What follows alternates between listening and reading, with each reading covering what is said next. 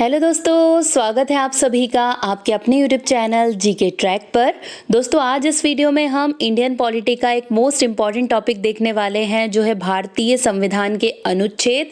देखिए, आर्टिकल से रिलेटेड बहुत सारे क्वेश्चंस एग्जाम में पूछे जाते हैं, तो ये मोस्ट इम्पॉर्टेंट टॉपिक है आपके अपकमिंग एग्जाम्स के लिए। तो प्लीज़ वीडियो को एंड तक ज़रूर देखिए। वीडियो पसंद आए तो लाइक एंड शेयर ज़रूर कीजिए। अगर आपने अभी तक चैनल को सब्सक्राइब नहीं किया है तो प्लीज़ चैनल को सब्सक्राइब करके बेल आइकन ज़रूर प्रेस कर लीजिए। चलिए स्टार्ट करते हैं। फर्स्ट क्वेश्चन देखिए, संविधान सभा द्वारा अंतिम रूप से पारित संविधान में कुल कितने अनुच्छेद तथा अनुसूचियां हैं? तो देखिए, उस टाइम पे जब पारित हुआ था संविधान, उस टाइम पे अनुच्छेद और अनुसूचियां कितनी थी? तो करेक्ट ऑप्शन यहाँ पर सी हो जाएगा। 395 अनुच्छेद और 8 अनुसूचियां थी उस समय पर। देखिए, संविधान में 395 अनुच्छेद को 22 भागों और 3 अनुसूचियों में विभाजित किया गया था। भारतीय संविधान में मूल रूप से 8 अनुसूचियां थी। अलग अलग संशोधनों द्वारा 4 और अनुसूचियों को जोड़ा गया। अब कुल मिलाकर कितनी अनुसूचियां हो गई हैं? तो अनुसूचियों की संख्या 12 हो गई है। लेकिन अगर मूल संविधान में पूछा जाए तो 395 अनुच्छेद, 22 भाग और 8 अनुसूचियां हुआ करती थी। संविधान के किस अनुच्छेद में ये अंकित है कि इंडिया अर्थात भारत राज्यों का एक संघ होगा? तो देखिए, करेक्ट ऑप्शन यहाँ पर ए हो जाएगा। अनुच्छेद 1 में बोला गया है कि इंडिया अर्थात भारत राज्यों का एक संघ होगा। देखिए, संविधान में अनुच्छेद 1 में कहा गया है कि इंडिया यानी भारत राज्यों का एक संघ होगा। भारत का क्षेत्र इसमें शामिल होगा। तो देखिए, राज्यों के क्षेत्र, केंद्र शासित प्रदेश और भविष्य में प्राप्त किए जा सकने वाले सभी क्षेत्र इस राज्यों के संघ में शामिल होंगे। भारतीय संविधान के किन अनुच्छेदों में नागरिकता संबंधी प्रावधान है? तो देखिए, किसमें किए गए हैं ये प्रावधान? तो करेक्ट ऑप्शन बी हो जाएगा। अनुच्छेद 5 से 11 में नागरिकता संबंधी प्रावधान किए गए हैं। देखिए, भारतीय संविधान के अनुच्छेद 5 से 11 में नागरिकता से जुड़े प्रावधान हैं।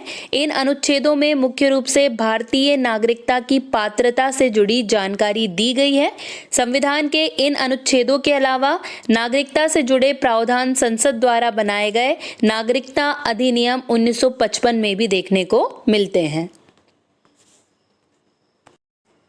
निम्न में से किन अनुच्छेदों द्वारा भारतीय संविधान नागरिकों को मूल अधिकार निश्चितता प्रदान करता है? तो देखिए, करेक्ट ऑप्शन यहाँ पर ए हो जाएगा। अनुच्छेद 12 से 35 तक के द्वारा जो भारतीय संविधान है वो नागरिकों को मूल अधिकार निश्चितता प्रदान करता है। देखिए, मौलिक अधिकार भारत के संविधान के भाग 3 अनुच्छेद 12 से 15 में वर्णित भारतीय नागरिकों को प्रदान किए गए वे अधिकार हैं जो सामान्य स्थिति में सरकार द्वारा सीमित नहीं किए जा सकते और जिनकी सुरक्षा प्रहरी सर्वोच्च न्यायालय है। अगर पूछा जाए कि हमारा जो मौलिक अधिकार है उसका सुरक्षा प्रहरी कौन है, तो वो है सर्वोच्च न्यायालय, सुप्रीम कोर्ट।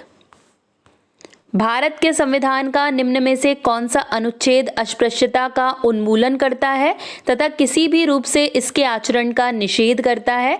तो देखिए, कौन सा करेक्ट हो जाएगा? तो सी ऑप्शन करेक्ट है, अनुच्छेद 17 जो अस्पृश्यता का उन्मूलन करता है। देखिए, भारतीय संविधान का अनुच्छेद 17 अस्पृश्यता की प्रथा को समाप्त करता है। अस्पृश्यता को समाप्त कर दिया गया है और किसी भी रूप में इसका अभ्यास निषिद्ध है। अस्पृश्यता से उत्पन्न किसी भी विकलांगता का प्रवर्तन कानून के अनुसार दंडनीय अपराध घोषित किया गया है। भारतीय संविधान का कौन सा अनुच्छेद राष्ट्रपति के पद के लिए पुनः निर्वाचन की योग्यता निर्धारित करता है? तो देखिए, करेक्ट ऑप्शन यहाँ पर डी हो जाएगा। अनुच्छेद 57 जो राष्ट्रपति के पद के लिए पुनः निर्वाचन की योग्यता निर्धारित करता है। देखिए, भारतीय संविधान के अनुच्छेद 57 के मुताबिक राष्ट्रपति के पद पर रह चुका कोई व्यक्ति संविधान के अन्य प्रावधानों के तहत अगले 5 सालों तक राष्ट्रपति पद के लिए फिर से चुनाव लड़ सकता है। मतलब पुनः निर्वाचन किया जा सकता है किसी भी व्यक्ति का राष्ट्रपति पद के लिए, यह अनुच्छेद 57 बोलता है। भारतीय संविधान के किस अनुच्छेद में प्रेस की स्वतंत्रता दी गई है? मोस्ट इंपॉर्टेंट क्वेश्चन है, कई सारे एग्जाम में रिपीटेड है, इसलिए आपको जरूर से याद रखना है। करेक्ट ऑप्शन यहाँ पर डी हो जाएगा। अनुच्छेद 19(1) में प्रेस की स्वतंत्रता का वर्णन किया गया है। देखिए, भारत में प्रेस के अधिकार संविधान के अनुच्छेद 1(a) के तहत भाषण और अभिव्यक्ति की स्वतंत्रता से उत्पन्न होते हैं। प्रेस के पास कई तरह के अधिकार हैं, जिनमें प्रकाशित करने का अधिकार, प्रसारित करने का अधिकार, सूचना प्राप्त करने का अधिकार, विज्ञापन देने का अधिकार, असहमति का अधिकार आदि शामिल है। तो प्रेस के लिए कौन सा अनुच्छेद है? तो अनुच्छेद 1(a). ये जरूर से याद रखना है, क्योंकि बहुत बार एग्जाम में पूछ लिया जाता है। मौलिक अधिकार के अंतर्गत कौन सा अनुच्छेद बच्चों के शोषण से संबंधित है? तो देखिए, करेक्ट ऑप्शन यहाँ पर डी हो जाएगा, अनुच्छेद 24। ये बच्चों के शोषण से संबंधित है। देखिए, भारतीय संविधान के अनुच्छेद 23 और 24 में शोषण के विरुद्ध अधिकार का प्रावधान है, जिसमें बच्चों के शोषण से जुड़ी कुछ बातें भी शामिल हैं। देखिए, अनुच्छेद 23 के तहत मानव तस्करी और जबरन श्रम पर रोक लगाई गई है, और अनुच्छेद 24 के तहत 14 साल से कम उम्र के बच्चों को कारखानों, खदानों या अन्य खतरनाक गतिविधियों में काम करने से रोका जाता है। भारतीय संविधान के किस अनुच्छेद में अल्पसंख्यकों के हितों के संरक्षण की व्यवस्था है? तो देखिए, करेक्ट ऑप्शन यहाँ पर बी हो जाएगा। अनुच्छेद 29 यानी कि अनुच्छेद 29 में अल्पसंख्यकों के हितों के संरक्षण की व्यवस्था है। देखिए, भारतीय संविधान का अनुच्छेद 29 अल्पसंख्यकों के सांस्कृतिक और शैक्षणिक अधिकारों की रक्षा करता है। इसका उद्देश्य भारत में धार्मिक, भाषाई और सांस्कृतिक अल्पसंख्यकों के हितों की रक्षा करना है। कौन से अनुच्छेद के अंतर्गत भारत का सर्वोच्च न्यायालय नागरिकों के मौलिक अधिकारों की रक्षा करता है? तो देखिए, करेक्ट ऑप्शन यहाँ पर डी हो जाएगा। अनुच्छेद 32 के अंतर्गत भारत का सर्वोच्च न्यायालय नागरिकों के मौलिक अधिकारों की रक्षा करता है। देखिए, अनुच्छेद 32 अन्य सभी मौलिक अधिकारों के प्रवर्तन के लिए मौलिक अधिकार के रूप में एक गारंटीकृत उपाय प्रदान करता है, और संविधान द्वारा सर्वोच्च न्यायालय को इन अधिकारों के रक्षक के रूप में नामित किया गया है। भारतीय संविधान के किन अनुच्छेदों में राज्य के नीति निर्देशक तत्वों का उल्लेख है? तो देखिए, करेक्ट ऑप्शन यहाँ पर सी हो जाएगा। अनुच्छेद 36 से 51 तक यानी 36 से 51 तक राज्य के नीति निर्देशक तत्वों का उल्लेख किया गया है। देखिए, भारतीय संविधान के अनुच्छेद 36 से 51 में राज्य के नीति निर्देशक तत्वों का उल्लेख है। ये तत्व संविधान के भाग 4 में शामिल है। देखिए, नीति निर्देशक तत्व को हम DPSP भी कहते हैं, और ये किस कंट्री से हमने लिया है? तो ये आयरलैंड से हमने हमारे संविधान में शामिल किया है। भारतीय संविधान में समानता का अधिकार 5 अनुच्छेदों द्वारा प्रदान किया गया है। यह है, तो देखिए कौन से 5 अनुच्छेद हैं वो? तो करेक्ट ऑप्शन सी हो जाएगा। अनुच्छेद 14 से लेकर अनुच्छेद 18, जिनमें समानता का अधिकार दिया गया है। देखिए, भारतीय संविधान में समानता का अधिकार अनुच्छेद 14 से 18 तक के अंतर्गत आता है। इनमें से कुछ प्रमुख अनुच्छेद ये हैं, देखिए कौन कौन से हैं। तो अनुच्छेद 14 विधि के समक्ष समानता, अनुच्छेद 15 धर्म, वंश, जाति, लिंग और जन्म स्थान जैसे आधारों पर कोई भेदभाव नहीं किया जाएगा। अनुच्छेद 16 सार्वजनिक रोजगार के लिए अवसर की समानता। अनुच्छेद 17 छुआछूत या अस्पृश्यता का अंत कर दिया गया है। अनुच्छेद 18 उपाधियों का अंत कर दिया गया है। तो ये 14 से 18 तक समानता के अधिकार हैं। भारतीय संविधान का कौन सा अनुच्छेद राज्य सरकारों को ग्राम पंचायत के गठन का निर्देश देता है? तो देखिए, इनमें से कौन सा अनुच्छेद है वो? तो करेक्ट ऑप्शन डी हो जाएगा, अनुच्छेद 40, जो राज्य सरकारों को ग्राम पंचायत के गठन का निर्देश देता है। देखिए, संविधान का अनुच्छेद 40 राज्य सरकारों को ग्राम पंचायत संगठित करने का निर्देश देता है। अनुच्छेद 40 राज्य के नीति निर्देशक सिद्धांतों में से एक है। भारतीय संविधान के किस अनुच्छेद के अंतर्गत नियंत्रक एवं महालेखा परीक्षक की नियुक्ति होती है? तो देखिए, यहाँ पर करेक्ट ऑप्शन इसका सी हो जाएगा। अनुच्छेद 148 के अंतर्गत नियंत्रक एवं महालेखा परीक्षक की नियुक्ति होती है। देखिए भारतीय संविधान के अनुच्छेद 148 के तहत भारत के नियंत्रक महालेखा परीक्षक या जिसे हम कैग कहते हैं, इनकी नियुक्ति होती है। राष्ट्रपति अपने हस्ताक्षर और मोहर से अधिपत्र जारी करके कैग की नियुक्ति करते हैं। भारतीय संविधान के किस अनुच्छेद में मौलिक कर्तव्यों की चर्चा की गई है? तो देखिए कौन से अनुच्छेद में की गई है ये, तो करेक्ट ऑप्शन यहाँ पर बी हो जाएगा। अनुच्छेद 51A में मौलिक कर्तव्यों की चर्चा की गई है। देखिए वर्ष 1976 में अपनाए गए 42वें संविधान संशोधन के द्वारा नागरिकों के मौलिक कर्तव्यों को सूचीबद्ध किया गया। संविधान के भाग 4 में सन्निहित अनुच्छेद 51 का मौलिक कर्तव्यों के बारे में बताता है। देखिए मौलिक कर्तव्यों की संख्या कितनी है, तो 11 है।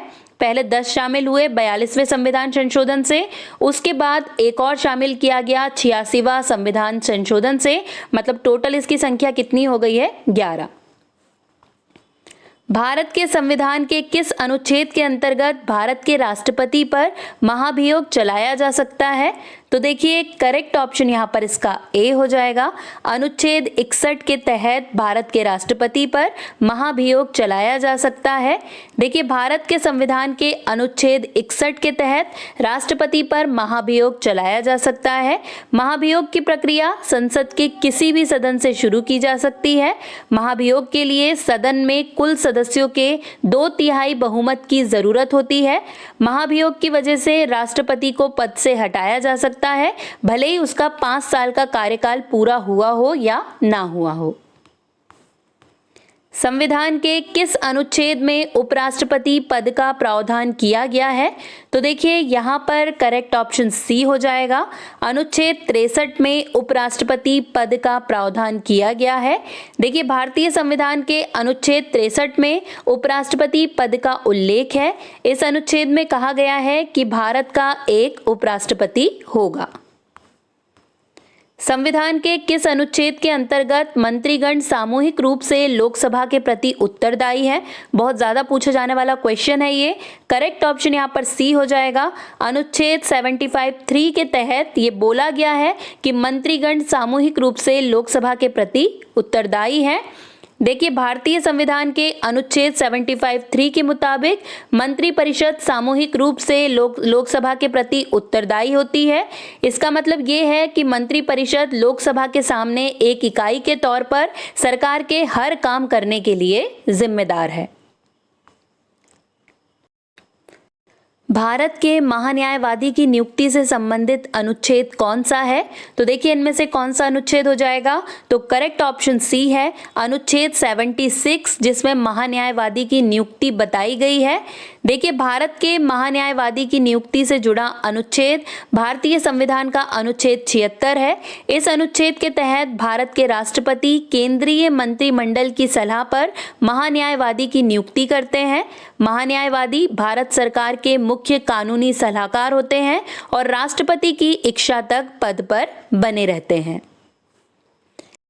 राष्ट्रपति संविधान के किस अनुच्छेद के अंतर्गत लोकसभा को भंग कर सकता है? तो देखिए करेक्ट ऑप्शन यहाँ पर इसका ए हो जाएगा।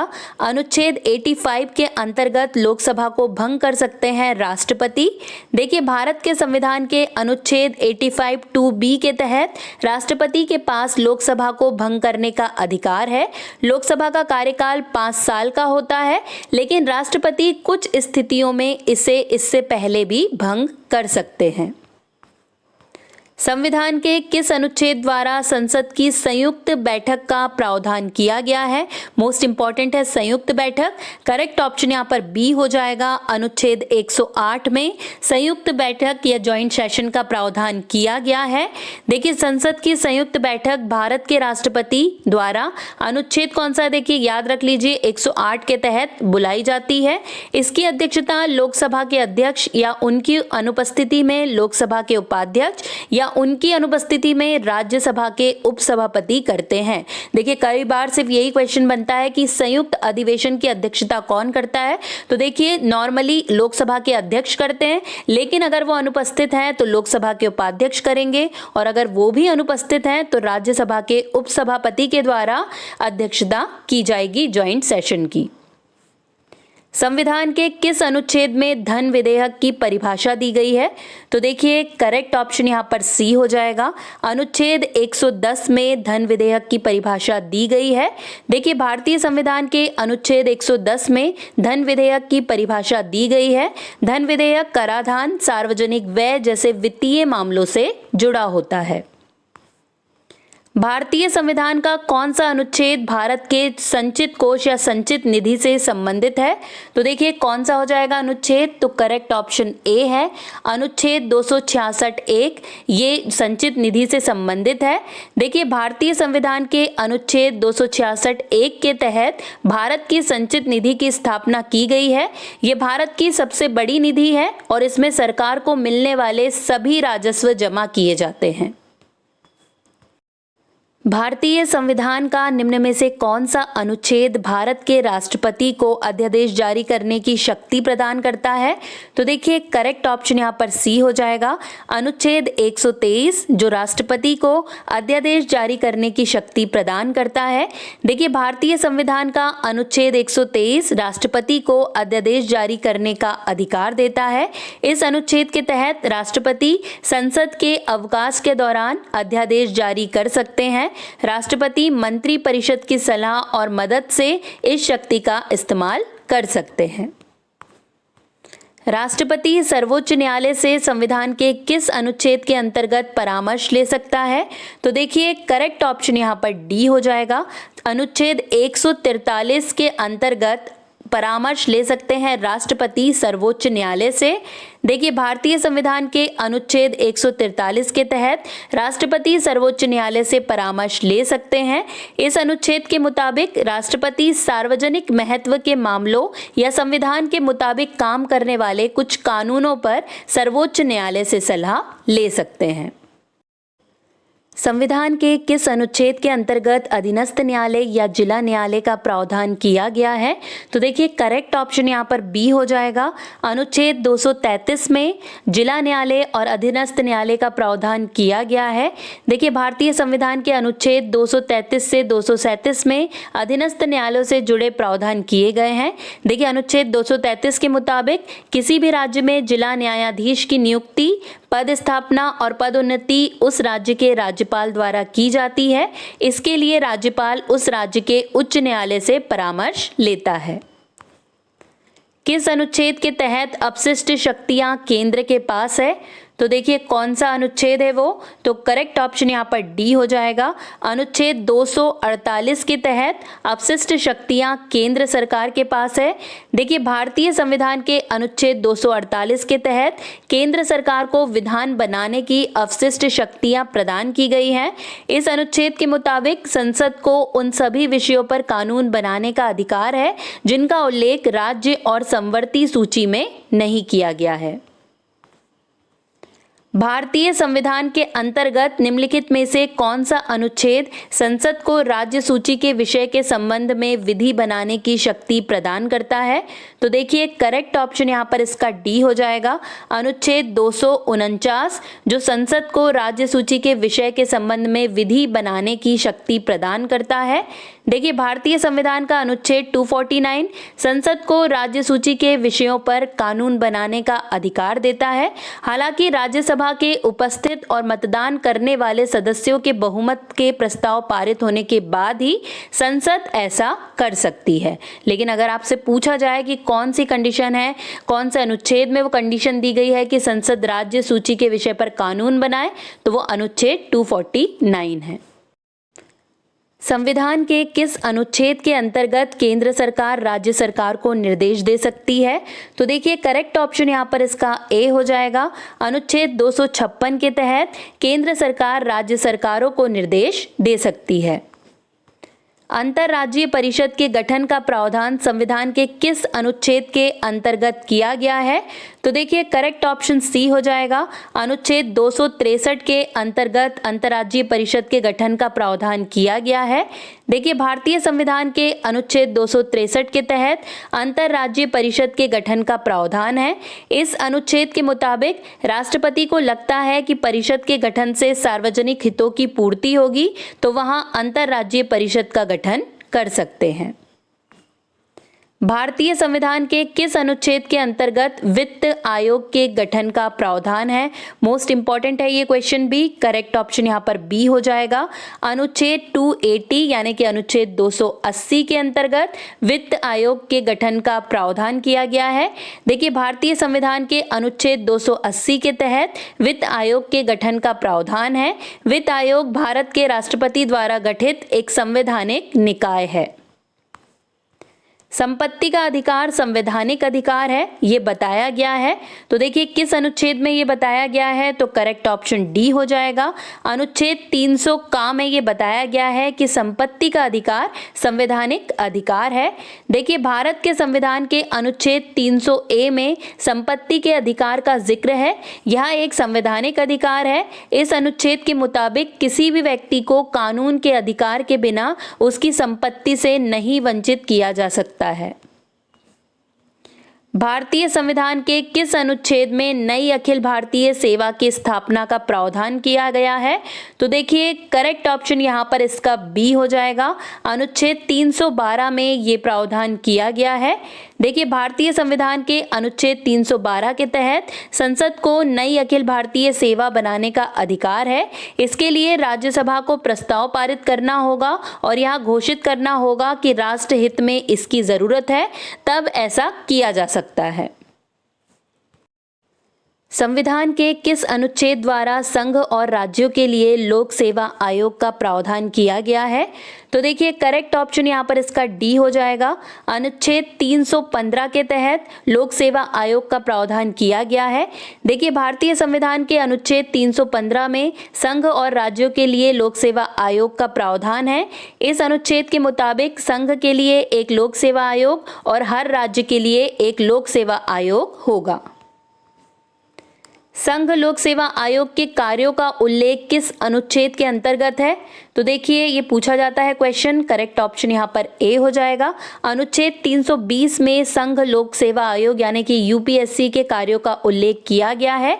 देखिए, संविधान के भाग 14 के अंतर्गत अनुच्छेद 315 से 323 में एक संघीय लोक सेवा आयोग और राज्यों के लिए राज्य लोक सेवा आयोग के गठन का प्रावधान किया गया है। अनुच्छेद 320 लोक सेवा आयोग के कार्यों से संबंधित है। भारतीय संविधान के किस अनुच्छेद में निर्वाचन आयोग के लिए प्रावधान है? तो देखिए, यहाँ पर करेक्ट ऑप्शन सी हो जाएगा। अनुच्छेद 324 में निर्वाचन आयोग के लिए प्रावधान किया गया है। देखिए, भारतीय संविधान में अनुच्छेद 324 चुनाव आयोग को सभी संसदों, प्रत्येक राज्य के विधानमंडलों के चुनाव और संविधान के तहत आयोजित राष्ट्रपति और उपराष्ट्रपति के पदों के लिए चुनाव करने की शक्ति प्रदान करता है। अनुसूचित जातियों और अनुसूचित जनजातियों के लिए एक राष्ट्रीय आयोग गठित करने का प्रावधान संविधान के किस अनुच्छेद के अंतर्गत किया गया है? तो देखिए, करेक्ट ऑप्शन यहाँ पर ए हो जाएगा। अनुच्छेद 338 और अनुच्छेद 338 ए के अंतर्गत ये प्रावधान किए गए हैं। देखिए, जो अनुच्छेद 338 है वो अनुसूचित जाति के लिए राष्ट्रीय आयोग से संबंधित है और जो अनुच्छेद 338 ए है वो राष्ट्रीय अनुसूचित जनजाति आयोग से संबंधित है।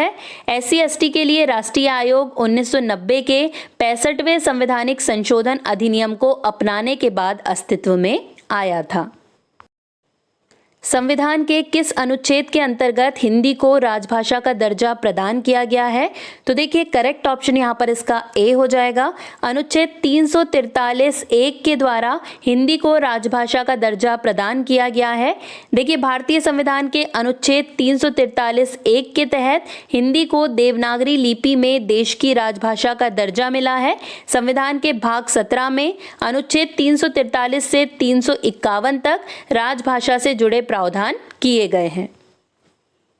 भारत में बाहरी आक्रमण अथवा सशस्त्र विद्रोह के कारण भारत के राष्ट्रपति द्वारा राष्ट्रीय आपातकाल की घोषणा किसके अंतर्गत की जाती है? देखिए, कौन से अनुच्छेद के अंतर्गत ये की जाती है? तो करेक्ट ऑप्शन ए हो जाएगा। अनुच्छेद 352 के अंतर्गत ये की जाती है। देखिए, जब भारत या उसके किसी भाग की सुरक्षा युद्ध या बाह्य आक्रमण या सशस्त्र विद्रोह के कारण खतरे में पड़ जाती है तो राष्ट्रपति अनुच्छेद 352 के अंतर्गत राष्ट्रीय आपातकाल की घोषणा कर सकते हैं। संविधान के किस अनुच्छेद के तहत राज्यों में संवैधानिक तंत्र के विफल होने पर राष्ट्रपति शासन लागू किया जाता है? तो देखिए करेक्ट ऑप्शन यहाँ पर ए हो जाएगा। अनुच्छेद 356 के तहत राष्ट्रपति शासन लागू किया जाता है। देखिए भारतीय संविधान के अनुच्छेद 356 के तहत किसी भी राज्य में संवैधानिक तंत्र विफल होने पर राष्ट्रपति शासन लगाया जाता है। इसे राज्य आपातकाल भी कहा जाता है। संविधान के किस अनुच्छेद के आधार पर वित्तीय आपात की उद्घोषणा राष्ट्रपति करता है? तो देखिए कौन सा अनुच्छेद है वो, तो करेक्ट ऑप्शन सी हो जाएगा। अनुच्छेद 360 के आधार पर वित्तीय आपात की उद्घोषणा करता है राष्ट्रपति। देखिए भारतीय संविधान के अनुच्छेद 360 के तहत राष्ट्रपति को वित्तीय आपातकाल की घोषणा करने का अधिकार है। राष्ट्रपति वित्तीय आपातकाल की घोषणा तब कर सकते हैं जब उन्हें लगे कि भारत या उसके किसी हिस्से की वित्तीय स्थिरता या साख को खतरा है। और देखिए अभी तक भारत में एक बार भी वित्तीय आपात नहीं लगा है, मतलब कभी भी भारत में वित्तीय आपात नहीं लगा है। संविधान में मंत्रिमंडल शब्द का एक बार प्रयोग हुआ है, वो कहां पर हुआ है, किस अनुच्छेद में हुआ है? तो देखिए करेक्ट ऑप्शन यहां पर इसका ए हो जाएगा। अनुच्छेद 352 में मंत्रिमंडल शब्द का प्रयोग हुआ है। देखिए संविधान में मंत्रिपरिषद शब्द का प्रयोग अनुच्छेद 74-75 में किया गया है, जबकि मंत्रिमंडल अथवा कैबिनेट शब्द का प्रयोग 44वें संविधान संशोधन द्वारा अनुच्छेद 352 के अंतर्गत किया गया है। भारत के संविधान के अनुच्छेद 350 ए के अधीन उपबंध किससे संबंधित है? तो देखिए करेक्ट ऑप्शन यहाँ पर इसका सी हो जाएगा। प्राथमिक स्तर पर मातृभाषा में शिक्षा की सुविधाओं की व्यवस्था करने का उपबंध अनुच्छेद 350 ए में दिया गया है। किस अनुच्छेद में संसद को संविधान संशोधन करने का अधिकार दिया गया है? तो देखिए कौन सा है वो अनुच्छेद, तो करेक्ट ऑप्शन बी हो जाएगा। अनुच्छेद 368 में संविधान संशोधन करने का अधिकार संसद को दिया गया है। देखिए संविधान के अनुच्छेद 368 के तहत संसद को संविधान में संशोधन करने का अधिकार है। संसद के किसी भी सदन में संविधान संशोधन विधेयक पेश करके संविधान में संशोधन की प्रक्रिया को शुरू किया जा सकता है। संविधान के किस अनुच्छेद के अंतर्गत नागालैंड राज्य के संबंध में विशेष उपबंधों का प्रावधान किया गया है? तो देखिए करेक्ट ऑप्शन यहाँ पर बी हो जाएगा। अनुच्छेद 371 का के तहत नागालैंड राज्य के संबंध में विशेष उपबंध का प्रावधान किया गया है। देखिए भारतीय संविधान के अनुच्छेद 371 ए के तहत नागालैंड राज्य के लिए विशेष प्रावधान किए गए हैं। इन प्रावधान के बारे में देखिए अगर हम देखें तो इन प्रावधान का जो मकसद है ये नागालैंड के आदिवासी हितों, धार्मिक और सामाजिक रीति रिवाजों और परंपराओं का ख्याल रखना है। संसद नागालैंड राज्य विधानसभा की सहमति के बिना नागा धर्म, सामाजिक प्रथाओं, प्रथागत कानून, भूमि अधिकार और नागरिक एवं आपराधिक न्याय से जुड़े मामलों में कानून नहीं बना सकती। ये सभी विशेष अधिकार प्राप्त हैं किसे, नागालैंड को। किस अनुच्छेद के तहत? तो अनुच्छेद 371 ए के तहत। भारतीय संविधान के किस अनुच्छेद में विभिन्न राज्यों से संबंधित विशिष्ट प्रावधान का उल्लेख है? तो देखिए कौन से अनुच्छेद में ये किया गया है, तो करेक्ट ऑप्शन यहाँ पर सी हो जाएगा। अनुच्छेद 371 में विभिन्न राज्यों से संबंधित विशिष्ट प्रावधान का उल्लेख किया गया है। भारत के संविधान के अनुच्छेद 371 जी में दिए गए विशिष्ट उपबंध किस राज्य से संबंधित हैं? तो देखिए यहाँ पर पूछ रहा है अनुच्छेद 371 जी, मतलब सी ऑप्शन करेक्ट हो जाएगा। मिजोरम से संबंधित उपबंध यहाँ पर किए गए हैं। देखिए भारत के संविधान के अनुच्छेद 371 जी में दिए गए विशिष्ट उपबंध मिजोरम से जुड़े हुए हैं। देखिए इस अनुच्छेद में मिजोरम के लोगों की धार्मिक और सामाजिक प्रथाओं, प्रथागत कानून और प्रक्रिया को संरक्षित करने के लिए प्रावधान है। इसमें भूमि के स्वामित्व हस्तांतरण के अलावा आपराधिक और नागरिक न्याय के प्रशासन के लिए भी विशेष प्रावधान है। मिजोरम की विधानसभा में कम से कम 40 सदस्य होने चाहिए, ये प्रावधान भी यहाँ पर किया गया है। संविधान के किस अनुच्छेद के प्रावधान के अंतर्गत भारत सरकार द्वारा भारत रत्न, पद्म विभूषण आदि अलंकरण प्रदान किए जाते हैं? तो देखिए करेक्ट ऑप्शन यहाँ पर बी हो जाएगा। अनुच्छेद 18 के तहत ये अलंकरण प्रदान किए जाते हैं। देखिए भारत सरकार द्वारा भारत रत्न, पद्म विभूषण जैसे अलंकरण प्रदान करने से जुड़े प्रावधान भारतीय संविधान के अनुच्छेद 18 के तहत नहीं आते हैं। दरअसल भारतीय संविधान के अनुच्छेद 18 में उपाधियों पर रोक लगाई गई है। इस अनुच्छेद के मुताबिक राज्य सिर्फ सैन्य या शैक्षणिक सम्मान के लिए किसी को उपाधि दे सकता है। भारत का कोई भी नागरिक किसी विदेशी देश से भी कोई उपाधि नहीं ले सकता है।